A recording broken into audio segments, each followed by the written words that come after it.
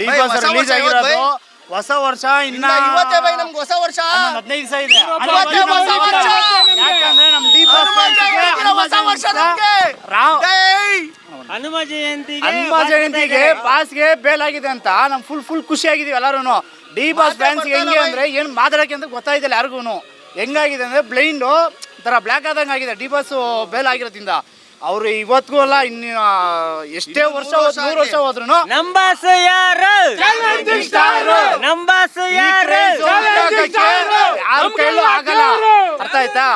ಇದು ಬಾಸ್ ತಾಕತ್ತು. ಅರ್ಥ ಆಯ್ತಾ? ಯಾರು ಏನೇ ಹೇಳಿ ಅವ್ರು ಏನು ಮಾಡಕ್ಕಾಗಲ್ಲ ಬಾಸ್ಗೆ. ಅಷ್ಟೇ ನಾವ್ ಹೇಳೋದು. ಜೈ ಡಿ ಬಾಸ್. ಇವತ್ತೆಲ್ಲ ಸರ್ ಬೇರೆ ಫಿಲಮು ಆ ಫಿಲಮ್ ಅಂತ ಇದ್ರಲ್ಲ ಸರ್, ನಮ್ ಬಾಸ್ ಬಂದ್ರು ಸರ್. ಇನ್ಮೇಲೆ 100 days ಬಾಸ್ ನಮ್ ಬಾಸ್ ಪಿಕ್ಚರ್. ಎಲ್ಲಾರು ಹೊಸ ಸಿನಿಮಾ ಬಂದ್ರೆ ಹೌಸ್ಫುಲ್ ಆಗುತ್ತೆ ಅಂತಾರೆ. ಹಂಗಲ್ಲ ನಮ್ ಬಾಸ್ ಫಿಲಮ್ ರಿಲೀಸ್ ಮಾಡಿದ್ರು ಹೌಸ್ಫುಲ್ ಓಡೋದು ನಮ್ ಬಾಸ್ ಫಿಲಮ್ ಯಾವತ್ತಿದ್ರು.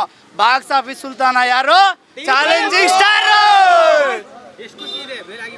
ಅಣ್ಣ. ಬೇಲಾಗಿರೋದು ಹೇಳಕ್ ಆಗಲ್ಲಣ್ಣ, ಅಷ್ಟು ಖುಷಿ ಇದೆ ಅಣ್ಣ. ಅಂತ ಖುಷಿ ಇದೆ ನಮ್ ಬಾಸ್ ಬಗ್ಗೆ. ನಾನು ಒಬ್ಬ ಆಟೋ ಡ್ರೈವರ್ ಅಣ್ಣ. ನಮ್ ಬಾಸ್ ಬಗ್ಗೆ ಯಾರೋ ಒಬ್ಬ ಆರ್ ಟಿ ನಗರದಲ್ಲಿ ಹೇಳ್ದಣ್ಣ. ಏನಂತ ಹೇಳ್ದ ಗೊತ್ತಾ? ನಾನು ಮುಸ್ಲಿಮ್ಸ್ ಹುಡುಗಾನೆ ಇಲ್ಲ ಅಂತಲ್ಲ. ಆರ್ ಟಿ ನಗರದಲ್ಲಿ ಒಬ್ಬ ಹೇಳ್ದ ಡಿ ಬಾಸ್ ಬಗ್ಗೆ ಏನ್ ಕಾಕಣೆ ತೆಗಿಯಲೇ ಅಂದ. ಲೇ ತಿಕ್ಕ ಮುನ್ಸ್ಕೊಂಡಾಗ ನನ್ನ ಇಷ್ಟ, ನನ್ ಗಾಡಿ, ನನ್ನ ಬಾಸು, ನನ್ ಗಾಡಿ, ನಾನ್ ದುಡ್ದು ಹಾಕ್ಸ್ಕೊಂಡು ನೀನೇ ಅವ್ನ್ ಕೇಳಕ್ ಹೋಗ ಅಂತ ಹೇಳ್ತೀನಿ. ಡಿ ಬಾಸ್ ಬಗ್ಗೆ ನಮ್ಗೆ ಅಷ್ಟು ಅಭಿಮಾನ ಇದೆ. ಜಾತಿ ಗೀತಿ ಎಲ್ಲ ಯಾರು ಚಾಲೆಂಜಿಂಗ್ ಸ್ಟಾರ್, ಚಾಲೆಂಜಿಂಗ್ ಸ್ಟಾರ್. ನಾವು ದರ್ಶನ್ ಫ್ಯಾನ್ಸ್, ದರ್ಶನ್ ಅಭಿಮಾನಿ. ದರ್ಶನ್ ನೋಡಕ್ ಬಂದಿದ್ದೇವೆ. ಬಾಸ್ ಬಿಡುಗಡೆ ಆಗಿದ್ದಾರೆ, ಅದಕ್ಕೆ ಹಬ್ಬ ಫುಲ್ ಜೋಸ್. ಚಾಲೆಂಜಿಂಗ್ ಸ್ಟಾರ್ ದರ್ಶನ್ಗೆ ಜೈ. ಒಟ್ಟಿನಲ್ಲಿ ಮೀಡಿಯಾದವ್ರಿಗೆಲ್ಲ ಖುಷಿಯಾಗಿರ್ಬೇಕು ಇವಾಗ ಅನ್ಕೊಂತೀನಿ. ಒಂದ್ ಟೈಮಲ್ಲಿ ಸರ್ ತುಂಬಾನೇ ಕಾಲು ಹೇಳಿದ್ರಿ ನೀವೆಲ್ಲ ಮೀಡಿಯಾದವರು, ಓಕೆನಾ? ಅವ್ರು ಯಾವ ತರ ತಪ್ಪು ಮಾಡಿಲ್ಲ ಅಂದ್ರೂ ನೀವು ತುಂಬಾನೇ ಬ್ಯಾಡಾಗಿ ತೋರಿಸಿದ್ರಿ ಅವ್ರಿಗೆ. ಇವಾಗೆಲ್ಲ ನಿಮ್ಗೆ ಹಾಲಲ್ಲ ಸರ್, ಬಿರಿಯಾನಿನೇ ತಿನ್ನೋದು ಖುಷಿಯಾಗಿರ್ಬೇಕು. ನಿಮ್ಗೆ ಮೀಡಿಯಾದವ್ರಿಗೆ ಹೇಳ್ತಾ ಇರೋದು, ಒಬ್ಬರ ಬಗ್ಗೆ ಮಾತಾಡೋಕ್ಕಿಂತ ಮುಂಚೆ ನೋಡ್ಕೊಂಡು ಮಾತಾಡಿ ಸರ್. ಅಣ್ಣ ಇನ್ನೊಂದೇನಂದ್ರೆ ಟಿವಿ ಅವ್ರಿಗೆ ನಾನು ಹೇಳೋದು, ನ್ಯೂಸ್ ಅವ್ರದ್ದು ಸರಿನೋ ತಪ್ಪ ನಮಗೆ ಗೊತ್ತಿಲ್ಲ, ಅದು ಅವ್ರಿಗೆ ಗೊತ್ತು, ಸರಿನಾ? ನಾನು ಹೇಳೋದೇನಂದ್ರೆ 6 ತಿಂಗಳಿಂದ ಇದೇ 10 ವರ್ಷ 15 ವರ್ಷ ನಾವು ನಂಬರ್ ಒನ್ ಅಂತ ಇರಲ್ಲ ಟಿವಿಗಳೆಲ್ಲರೂ, ಟಿವಿ ನ್ಯೂಸ್ ಅವರೆಲ್ಲರೂ. ಇದೇ 6 ತಿಂಗಳಿಂದ ನಮ್ಮ ಬಾಸಿಂದ TRPಯಲ್ಲಿ ಎಷ್ಟು ಜನ ಅನ್ನ ತಿಂದಿದ್ದಾರೋ ಆ ಋಣ ಉಳಿಸ್ಕೊಳ್ಳಿ ಸಾಕು, ಅಷ್ಟೇ ನಾನು ಹೇಳೋದು. ಬೇರೇನು ಬೇಡ. ನಮ್ಮ ಬಾಸ್ ಬಂದಿದ್ದಾರೆ ಈಗ. ಏನ್ರಿ ಮೀಡಿಯಾ ಅಲ್ಲ, ನಮ್ಮ ಮೀಡಿಯಾ. ನಮ್ಮ ಬಾಸಿಂದ ಅನ್ನ ತಿಂದಿದ್ದಾರೆ, ಅದನ್ನ ಅವ್ರು ತಿಳ್ಕೊಳ್ಳಿ ಸಾಕು, ಅಷ್ಟೇ. ಹೊಸ ವರ್ಷ ಇವತ್ತೇ, ನಮಗೆ ಹೊಸ ವರ್ಷ ಇವತ್ತೇ. ಹ್ಯಾಪಿ ನ್ಯೂ ಇಯರ್ ಬ್ರದರ್ಸ್ ಎಲ್ಲ ಡಿ ಬಾಸ್ ಅಭಿಮಾನಿಗಳಿಗೆ. ಹೊಸ ವರ್ಷ ಇವತ್ತೇ ಬಂದಿದೆ, ಎಲ್ಲರೂ ಹಬ್ಬ ಮಾಡ್ಕೊಳ್ಳಿ, ನಿಮ್ಮ ಮನೆ ಬಿರಿಯಾನಿ ತಿನ್ಕೊಳ್ಳಿ.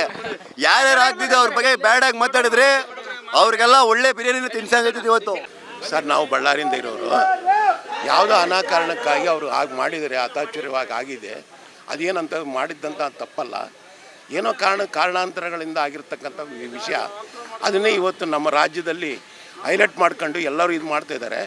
ಆದರೆ ಅಂಥ ಒಳ್ಳೆ ವ್ಯಕ್ತಿ, ಭಾಳ ಒಳ್ಳೆ ವ್ಯಕ್ತಿ ಅಂತ ಇವ್ರನ್ನ ಇದು ಮಾಡೋದು ಒಳ್ಳೆಯದಲ್ಲ. ಕಾನೂನು ರೀತಿ ಏನಾಗುತ್ತೋ ಅದೆಲ್ಲ ಆಗುತ್ತೆ.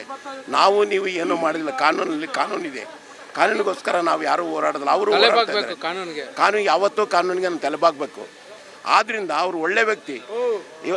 ಇವತ್ತು ಅವರ ಫಿಲ್ಮ್ ಇದೆಯಲ್ಲ ಕಾಟೇರ ಅಂತಕ್ಕಂಥದ್ದು ಎಷ್ಟು ಚೆನ್ನಾಗಿದೆ ಅಂತ ಹೇಳ್ಬೇಕಾದ ಗೊತ್ತೈತೆ. ಆದ್ದರಿಂದ ಅವ್ರು ಯಾವತ್ತೂ ಒಳ್ಳೆ ಮನುಷ್ಯರೇ ಹೊರತು 4 ಜನಕ್ಕೆ ಒಂದು ಹಸು ಕಟ್ಕೊಂಡು ಜೀವನ ಮಾಡ್ಕೊಂತ ಇದ್ದಾರೆ ಅಂತಂದರೆ ಅವ್ರು ನಾವು ಗ್ರೇಟ್. ಅದು ಇವತ್ತು ಅವ್ರು ಏನು ಮಾಡ್ತಾಯಿದ್ದಾರೆ, ಒಂದು ಅದನ್ನ ಹೇಳಿದ್ದು ಒಂದು ಹಸು ಕಟ್ಕೊಂಡು ಮಾಡ್ತಾ ಇರೋದು. ಅವರು ಜೀವನದಲ್ಲಿ ಒಂದು ಹಸು ಕಟ್ಕೊಂಡು ಮಾಡ್ತಾ ಇದ್ದಾರೆ ಅಂದರೆ ಅದರಂಥ ಒಳ್ಳೆ ಕೆಲಸ ಯಾವುದಲ್ಲ ಸರ್. ಒಳ್ಳೇದದು ಸ್ವಂತ ಹನುಮಂತ ಇವತ್ತು ಯಾವುದಿದೆ ನೋಡಿ, ಹನುಮಂತರಾಯಿಂದ ಇದಿರಿದೆ ಅದು. ಅದರಿಂದ ಅವ್ರಿಗೆ ಒಳ್ಳೇದಾಗಿದೆ, ಮುಂದೆನೂ ಒಳ್ಳೇದಾಗುತ್ತೆ. ಆದ್ದರಿಂದ ಅವ್ರು ದೇವ್ರು ಒಳ್ಳೇದು ಮಾಡ್ತಾನೆ, ಅದರಿಂದ ಏನು ತೊಂದರೆ ಇಲ್ಲ. ಅವ್ರಿಗೆ ಆರೋಗ್ಯ ಆಯುಷ್ಯ ಅಂತ ಕೊಡಲಿ ಅಂತೇಳಿ ನಾವು ಬೇಡ್ಕೊಳ್ತೀವಿ.